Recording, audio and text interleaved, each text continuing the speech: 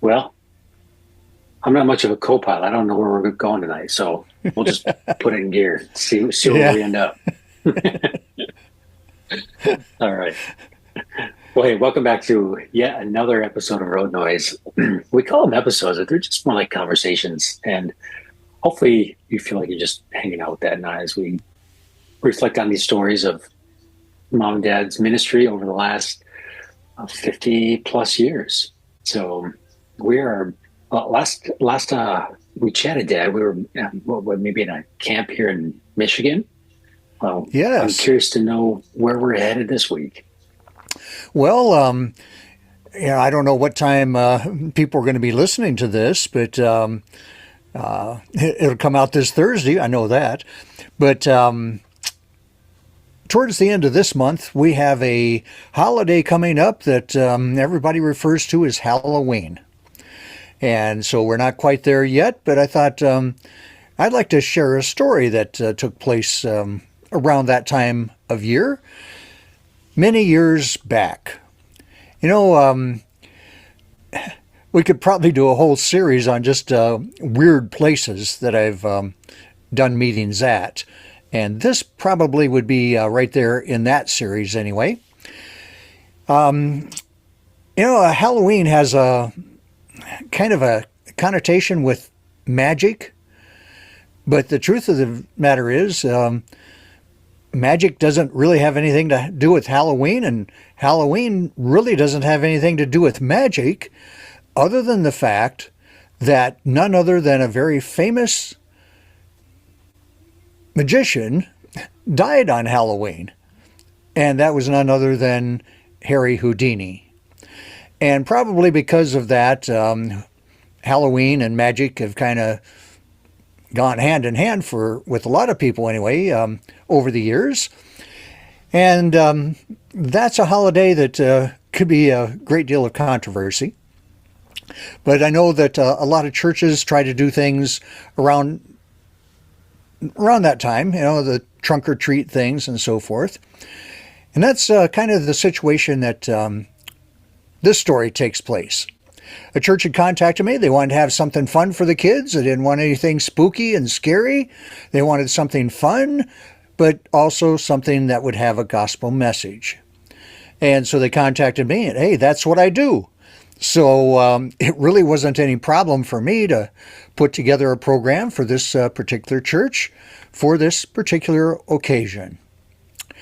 Well, I got to the church right on schedule, which is typically about an hour before the program is to start. The youth pastor was right there at the church ready to greet me, and so we're off to a good start. Other than the fact that he said, tonight's program isn't going to be held here at the church. It's going to be at some people's house, not too far from here. Well, I'm okay with that. I mean, I thought we were going to be at the church, but it doesn't really matter to me, and this certainly wouldn't be the first time that I've done a program at somebody's house. And so we just have to wait around for all the kids to get there now. Because when the kids get there, they're going to load everybody up in vans and cars and transport everybody to these people's house. And that's exactly what happened. The kids arrived. It was time to leave, and so they put everybody in different vehicles, and we head down the road. And so we've got this caravan going, a mini parade with the youth pastor. He knows where we're going, and then all the other parents and everybody that had carloads of kids, and I'm kind of bringing up the rear, and so because I have no idea where we're headed. Well, the truth is, we didn't really have to go too terribly far, and we pulled in a driveway, and my, oh my, where are we going to park? And so some people were parking on the side of the driveway, some people were out on the road, and so forth. And so but we all got a place to park, and everybody piles out of the cars and kind of gathers around the youth pastor. And he says, well, before we have the program tonight or anything and all the refreshments, he says, we've got some games for you. We're going to divide everybody up in two different groups, and we got Captain so-and-so over here and Captain so-and-so on this side. And so I'll tell you which team you're on, and proceed to your captain, and he'll tell you what's going to happen next. So they divide the kids up, and all the captains take the kids off to I don't know where. I know that by the end of the night, they're going to come back and they're going to have a hayride. Well, anyway, so everyone takes off, and so pretty much it's the youth pastor and myself, the only ones left. And he says, well, let me show you where we're going to have the program tonight. And we head towards the barn. And I'm thinking, wow, this ought to be interesting. I've never done a program in a barn before, but why not? So we get to the barn, and he says, yeah, we're going to be upstairs in the hayloft. Upstairs in the hayloft? Well, okay, I guess. I mean, like I said, I've never done a program in a barn, and certainly not in a hayloft. But, oh, wait a minute. How are we going to get up in the hayloft? The hayloft consisted of a platform that was several feet off the ground, but it didn't have any railing on it up there. And the only way you could get to the hayloft was to climb the ladder.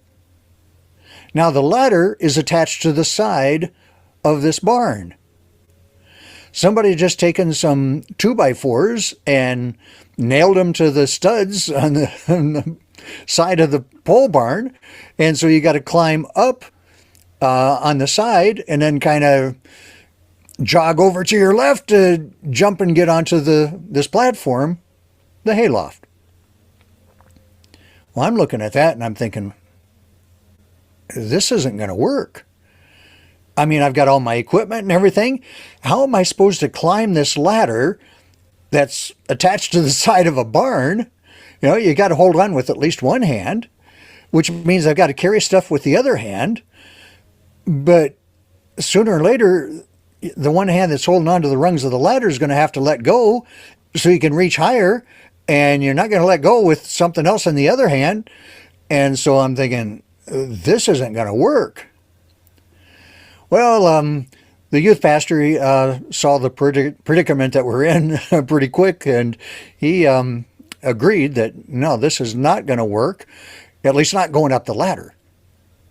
Oh, but if we get some of the farm equipment over here a little closer and we stack some things up, and one of us goes up, and that was him, he went up, and then I would climb up on the pile of stuff and hand him all of my equipment, piece at a time. Now, I'm just imagining one of us dropping something or whatever, and I mean, this could get real ugly real fast. Oh, and in this particular program, I was going to be using my live rabbit, too. And so I hand the rabbit up, and the rabbit's in the cage and everything. But eventually we got everything up there, and now it's my turn to climb the ladder and get up there where he was and get everything set up before the kids get back.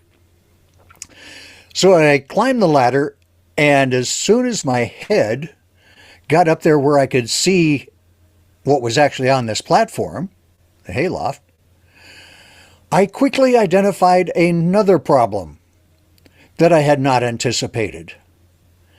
You see, in this particular program, I have some kids come up, and as my helpers and everything.